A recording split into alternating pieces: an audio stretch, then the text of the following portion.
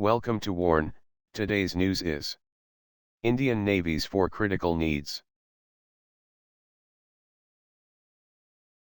This year's defense budget has shown a marginal 8% increase over the previous years, to cater for inflation, and continues the trend of the last 4 years, of remaining below 1.8% of GDP, thus leaving practically no money for any new inductions, which means that if no contracts are signed in 2018, then given the 2019 elections, the nation will need to wait for 2021, to sign any major contracts, given the lead time taken to process the cases and contract negotiations.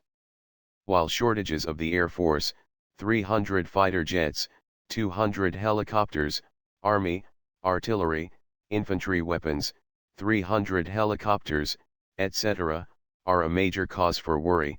This article deals with 4 critical items for the Indian Navy, which have very serious implications on our seagoing combat capability, at a time when Pakistan and China are rapidly building up their naval capabilities in our backyard, the Indian Ocean.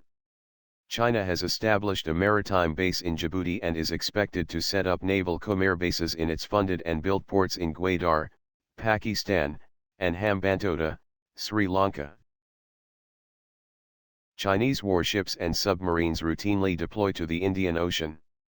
All the 4 items required by the Navy would need contracts to be signed by March 2018, and an additional annual allocation of about $4 to $5 billion for the next decade.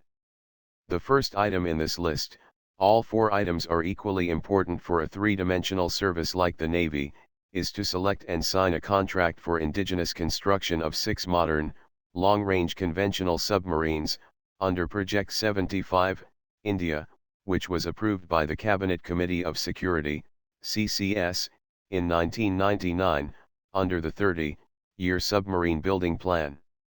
At today's costs, these 6 submarines would cost a total of about $10 billion. Out of the 13 conventional submarines presently in commission, 11 have completed their service life of 25 years, and are being kept alive by refitting them in Indian and Russian shipyards. 2 Kilo-class subs have been sent to Russia already for a 30-month refit and modernization, well beyond their service life, and, hopefully they will plug the underwater combat capability gap till we make 6 new Project 75, India, indigenous subs. If by some miracle, a contract for these proposed Project 75, India, submarines is signed by 2018, before the 6-month election restriction sets in, then the first of these submarines would be inducted only by 2026, when the only new and reliable subs in service would be the 6 new, 500-ton each, Scorpeni subs being presently built by Mazagon Dock Limited, Mumbai. Under Project 75, the first of these long-delayed subs, the Calvary, is expected to be commissioned by May-June 2017, and the 6th by about 2023. It may be noted that our neighbor, Bangladesh, inducted 2 Chinese-built conventional subs in January this year, while Thailand is signing a contract with China for 3 conventional subs.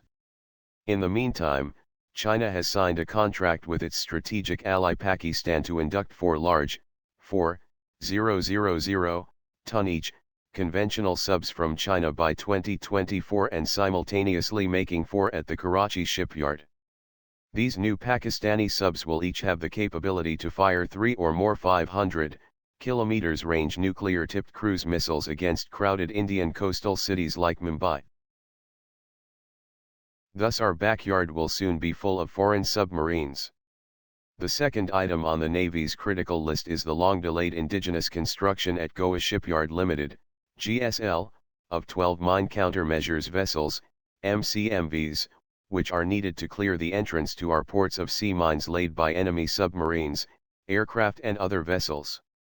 If a single ship is sunk or damaged due to an enemy mine, which can have 200 to 400 kilograms of high explosive, most merchant ships will avoid ports, thus resulting in shortage of important supplies like oil, LNG, etc. Safely locating and destroying enemy sea mines in our muddy, saline waters, is a very dangerous and difficult task, requiring very high technology ships with almost zero acoustic, magnetic and water pressure signatures along with very high-tech equipment. For the last 35 years, the task of wartime sea mine clearance was carried out by 12 Russian-origin obsolete MCMVs, of which barely 3 to 4 are available today, and these are long overdue for the scrapyard. The tragedy is that after the normal international bidding procedure was gone through, and a shipyard in South Korea won the contract about 5 years ago, some complications set in.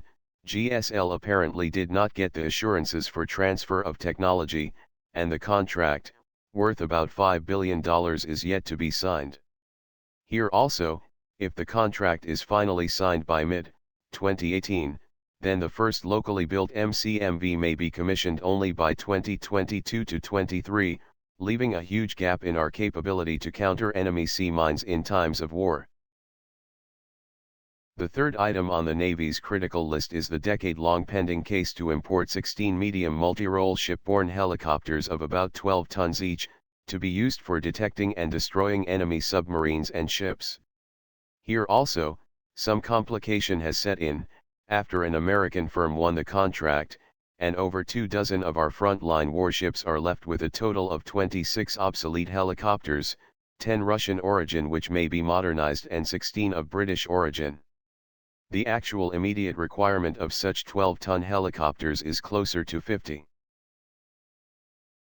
In addition to this, the Navy needs another 200 indigenous shipborne 3-ton light utility helicopters, LUH, to replace its obsolete fleet of Cheetahs. An additional $10 billion would need to be earmarked over the next decade, if the contract for the 16 12-ton helicopters is signed, and local manufacturer of the LUH is authorized by the government. In any case, it's high time the Navy takes on the case for indigenous manufacture of a suitable 12 to 14-ton multi-role helicopter, which could also meet the needs of the Army, Air Force, Coast Guard, BSF and for civil aviation.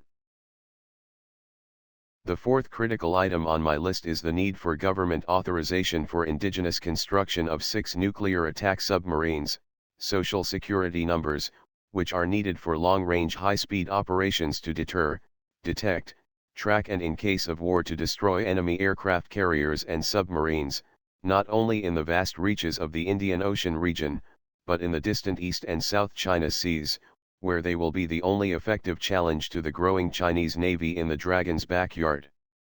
This project, if approved, would require a second nuclear submarine production line, the first nuclear sub-production line, being the Arihant-class strategic nuclear subs or SSBNs, and additional funding of about $12 billion over a 24-year period.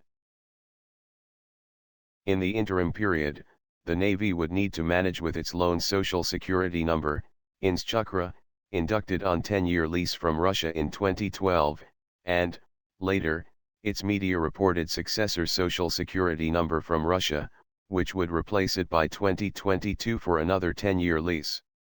The Navy has a proud record of indigenization, and given the complexity of these projects, the government needs to take early decisions, as not only new additional infrastructure and money is needed but also skilled manpower for the Navy, which designs its warships and nuclear subs, is needed by the shipyards who will build the conventional subs, MCMVs and social security numbers. Thanks for watching. Please like and share. Please comment your opinion for this news. Press subscribe button for auto update to you regarding my channel World Action and Reaction News, WARN.